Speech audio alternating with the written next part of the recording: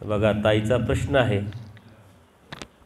की इतर वेळेस कधी अंगात येत नाही म्हणले, आणि 12च्या आरतीला तो नगारा वाजला, ते वातावरण निर्माण झालं का त्या अंगात काय येतं, त्याच्याही पुढं मी सांगतो बायांच्याच अंगात काय येतं. बायांच्याच अंगात येतं ना, आहे की नाही? पुरुष आहे का तिथं काही? याच्या पाठीमाग काही सायंटिफिकली कारणं आहे. ही पुरुष प्रधान संस्कृती आहे, बरोबर की नाही? त्याला 1% पंचकुळाचार्याची लीळा आपण जरी प्रमाण घेतली तर ती 1%च आहे. ज्याचा संबंध कोणाशी तरी आहे, त्याची हिंसा झाली, त्याच्याकडून कोणाची तरी हिंसा झाली, तर त्याला ही भूतबाधा भेटू शकते किंवा भूतबाधा होऊ शकते. 99% निव्वळ मानसिकता आहे, 99%. याच्या पाठीमागचे कारण काय? की ती जी स्त्री असते ती शाळेत कॉलेजला शिकत असताना तिने स्वप्न मिळवलेले असतात, स्वप्न केलेले असतात, रंगवलेले असतात की माझं लग्न झाल्यानंतर मग मी असं करीन तसं करीन, माझे पती माझे अशी लाड करतील, मला असं होईल तसं होईल. ते स्वप्न रंगवल्यानंतर तिथं गेल्यानंतर तिला बंधनं येतं आणि ते तिला करता येत नाही. ती सुप्त जी भावना आहे ती व्यक्त करण्याचं साधन म्हणजे अंगात येणं आहे. किंवा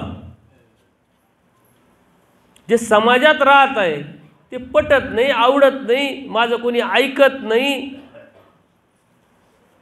त्याच्यामुळं मानसिक संतुलन बिघडण्याची शक्यता असते. घरामध्ये माझं कोणी ऐकत नाही, किंवा लग्न झाल्यानंतर मला नवऱ्याला घेऊन वेगळं राहायचं आहे. आय लव्ह माय फॅमिली, माझा नवरा आणि मी आणि माझा मुलगा आणि मुलगी, मला सासूही नको, सासरे नको आणि कोणाचं डिस्टर्बच नको, स्पेस पाहिजे आम्हाला, स्पेस. या स्पेस मिळवण्याच्या कारणाने आपल्या अंगात येतं. आणि हे अनुभव आहे माझे. एक व्यक्ती आली, उपदेशी होते,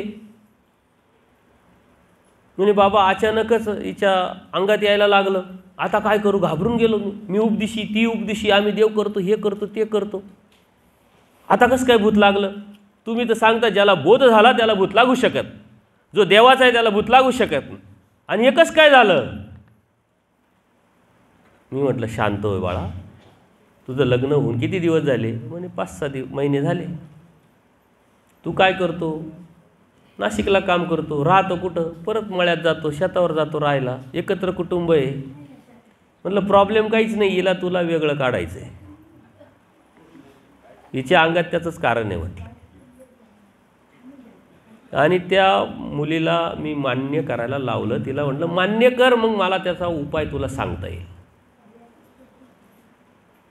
का तुझ्या मनात असं काही आहे का? म्हणे हो. कारण लग्नाच्या अगोदर, आता आजकाल तसं राहिलं नाही.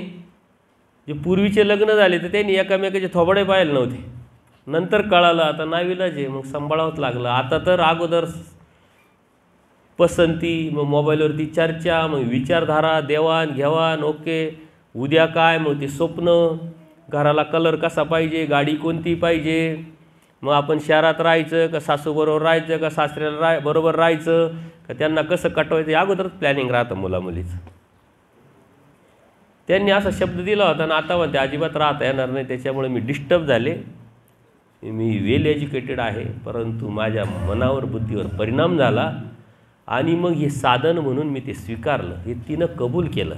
आणि मग तिला सांगितलं एकत्र कुटुंब पद्धतीचे फायदे आणि विभक्त कुटुंब पद्धतीचे फायदे. आपण विभक्त व्हायला लागलेलो आहे, म्हणून आपल्या जीवनामध्ये अडचणी निर्माण झालेल्या आहे, म्हणून आपल्या जीवनामध्ये अंगात येण्याचा प्रकार वाढलेले. आपल्याला आपल्या कुटुंबाचं किंमत नाही आहे, आपलेपणाची किंमत नाही आहे. आणि एकत्र कुटुंब ही आपली संस्कृती आहे, संस्कार आहे, ते आपल्या मुलाबाळांना सिक्युरिटी आहे, त्याचा हट्ट धरू नये. म्हणून बायांच्याच 99.99% मला तर एकदाही अजून पुरुष घुमताना दिसला नाही. तुम्हाला दिसला का कोणाला सांगा? पुरुषाला व्यक्त व्हायला वेळ असतो, त्याला जर टेन्शन आलं, व्यक्त नाहीच होता आला, तर करल काय करल, जाऊन दारू पी. आहे का आपला दादा? टेन्शन आलं, दारू पिऊन आला, काय केलं, बायकोला मारलं, शिव्या दिल्या, हे केलं ते केलं, व्यक्त व्हायला त्याला आधार भेटला. बाईला काही दारू पिता येतं, सिगारेट पिता येते, भांडण करता येतं, कोणाला मारता येतं, ती मारून मारून कोणाला करील, पोराला मारील, पुरीला मारील, स्वतःच्या लहानाला. तिला मारल्यावर तिला भीती राहील का आता सासू बोरडती का काय, सासू बोलतो का. तिला व्यक्त व्हायला एकच रडणं आणि अंगात आणणं, बाकी दुसरं काही कारण नाही आहे. तुमच्या मनात आणू नका का आम्हाला आता बोध झाला आहे, आम्हाला भूत लागतं का काय. पण तुम्हाला तुमचे नियम पाळावं लागतील. मळीनत्व न येण्यासाठी परमेश्वराने सांगितलेली नियमावली तुम्हाला सांभाळावं लागेल. नाही तर मग आम्हाला बोध झाला ना, आम्ही काय करतो, कोणत्या देवतेच्या जायचं, प्रसाद खायचा, काही भंडाऱ्यामध्ये जेवायचं, तर ते कार्यक्रम होणारच मग तुमचा. त्याच्यामुळे सुरक्षित अंतर ठेवून आपली देवधार्मिकता आपण सांभाळत राहिलो तर आपल्या केसालाही धक्का लागणार नाही. आणि 99% मानसिकता असते. कितीतरी स्त्रियांच्या बाबतीत मला अनुभव आला की मी त्यांना सांगितलं की तुम्ही डॉक्टरकडे जा, सायकॅस्ट्रिस्टकडे जा, तुमची देवावर निष्ठा आहे ना, काय हरकत नाही, तुम्ही खिटी घाला, स्मरण करा, चिंतन करा, पारायण करा, आणखीन काय करायचं करा, पंचावतार उपार करा. त्या निमित्ताने मी पॉझिटिव्ह विचार करतो, त्या निमित्ताने हा धार्मिकता तरी करतोय, नाही तर कधीच स्थानावर येत नव्हतं. याला अशी अडचण आली म्हणून तो स्थानावर तरी जायला लागला, स्मरण करायला लागला, व्हिडिओ व्हायला लागला, काय करायचं तो करायला लागला. नाही तर मस्तीत असलेल्या माणसाला स्थानाची आठवण येत नाही आणि कशाचीच आठवण येत नाही. त्याला असा झटका बसला, जोर का झटका दिरेशेला गेला, मग तो लागला पळायला. पण त्याला म्हटलं हे पण कर, पण सायकॅस्ट्रिस्टकडे जाय. मानसिक संतुलन हा एक आजार आहे, त्याच्यावरती गोळ्या घेतल्या, व्यवस्थित ट्रीटमेंट केली तर तो नीट होऊ शकतो. जसं BP आहे, जसं शुगर आहे, तसंच तो एक आजार आहे मानसिक संतुलन बिघडण्याचा. आणि कितीतरी आपल्या महानुभावांना मी सायकॅस्ट्रिस्टकडे पाठवलं आणि ते आज वेल आहे, नीट आहे, व्यवस्थित आहे. दररोजची एक गोळी घ्यावं लागतं, BPवाल्यांना घ्यावं लागते, तशीच शुगरवाल्यांना घ्यावं लागते, तशीच त्याला दररोज एक गोळी घ्यावं लागते आणि त्याचं डोकं ठिकाण्यावर राहतं. आपण सायकिक झालेलो आहे, आपल्याला नेमकं कळतच नाही आहे. आणि देवाने तीच स्वतंत्रता आपल्याला दिलेली आहे, किती लोड घ्यायचा, कशाचा घ्यायचा म्हणून. देवाचं होऊन राहा, तुम्हाला काही प्रॉब्लेम येणार नाही. स्मरण करा, चिंतन करा, काही प्रॉब्लेम येणार नाही. शास्त्रात जा, काही प्रॉब्लेम येणार. मी मुलामुलींना, कॉलेजच्या मुलामुलींना सांगतो, कारण त्यांना वेळ नसतो. त्यांना म्हटलं तुम्हाला बोर झाले, नोकरी करताय बोर झाले, अभ्यास करताय बोर झाले, काय करावं काही समजत नाही, त्यावेळेस माझा व्हिडिओ ऐका म्हटलं. मोटिवेशन तुम्हाला प्राप्त होईल आणि तुम्ही फ्रेश व्हाल. कालच एक सद्भक्त होते वरुडचे, म्हणले तुमचे व्हिडिओ पाहिले ना माझं डोकं शांत झालं. म्हणलं कसे काय. म्हणजे मी कधी प्रवास करत असताना आपल्या घरच्या बाया गाडीत असतात, बघ बघ बघ बघ बघ बघ गप्पा मारत राहता, किती गप करा, गप बसा, ऐकतीच नाही. म्हटले तुमचा व्हिडिओ पाहिला, मला साधनच भेटलं. मी गाडीत बाया बसल्या का तुमचा व्हिडिओ लावून देतो आणि शांत गप बसा ते म्हणे ऐकत. पुढं काय पुढं काय पुढं काय. माझं ऐकणं होतं, त्यांचे तोंड बंद होत्या. त्यांचे तोंड बंद करायला जरी माझा व्हिडिओ उपयोगी पडत असेल तर ते माझं भाग्य.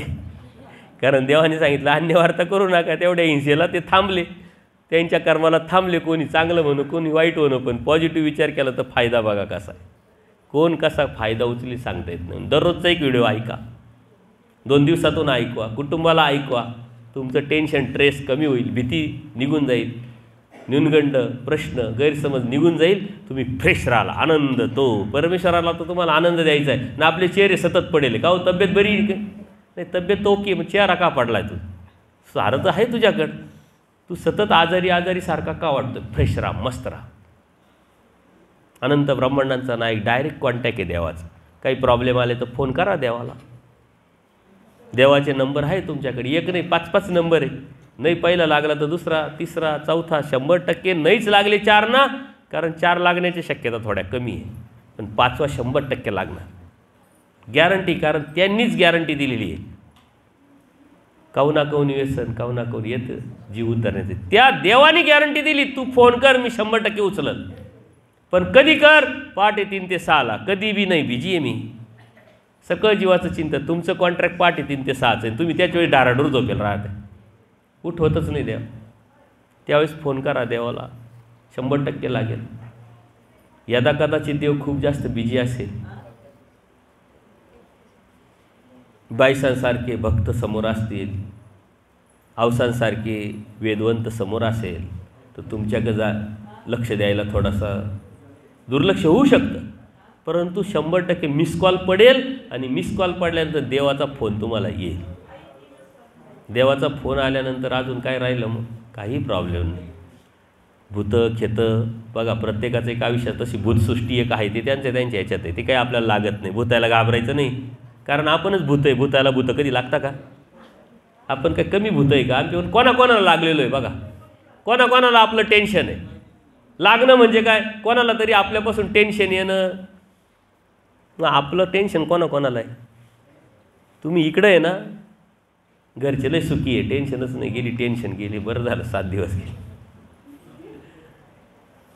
फोन केल्यानंतर त्यांच्या बोलण्यातून तुम्हाला जाणवलं पाहिजे की येतो लय फ्रेश आहे, मस्त बोलताय, एकदम आवाज ठळक आहे. घरी गेल्यावर जीवावर येतं बोलायचं यांना आमच्याशी, आणि फोनवर किती ठळक बोलताय. त्याच्यावरून तुम्ही भांडायला गेल्यानंतर सांगताच येत नाही. त्याच्यामुळं असं काही नसतं. तसं काही जाणवलं तर डॉक्टरचा ट्रीटमेंट घ्या पहिले. देवदेव पण करा, स्मरण पण करा, चिंतन पण करा, काही प्रॉब्लेम नाही, काही अडचण नाही. आता 8 दिवसापूर्वीच एका व्यक्तीने मला फोन केला की माझी मामी बहीण आहे, ती व्यवस्थित होती, पण अचानक तिला थोडंसं मानसिक संतुलन बिघडलं. घरचे ऐकत नाही, घरचे म्हणते या स्थानावर ठेवू, त्या स्थानावर ठेवू. मी काय करू? म्हणलं काही करू नको, तू सुशिक्षित आहे, तुझी बहीण आहे, सायकॅट्रिस्टकडे पहिली ती ट्रीटमेंट घे आणि नंतर मग स्थानावरती जायला सुरुवात कर. जो रोग त्याची औषधं, आणि परमेश्वराच्या कृपेनं त्या डॉक्टरला परमेश्वर यश देतील, कारण तुम्ही कोणाचे आहात? परमेश्वराचे आहात. आणि ते केलं त्यांनी. मला 4 दिवसांनी फोन केला, बाबा तुमचं ऐकलं, मी कन्फ्युजन झालं होतं, नेमकं काय करू. मी घरच्यांचं विरोध सहन केला, बहिणीला उचललं, सायकॅट्रिस्टकडे नेलं, त्यांनी व्यवस्थित ट्रीटमेंट चालू केली, गोळ्या औषध, ती आता जरा स्टेबल आहे. म्हटलं आता दररोज एक स्थान घेऊन जाय, काय हरकत नाही, तिच्या निमित्ताने तुम्ही स्थानावर जाल, काय हरकत नाही. का आजार आहे समजून घ्या. ही भूतं बितं खेतं काय कोणाला लागत नाही आहे, आणि महानुभावांना तर 100% लागणारच नाही.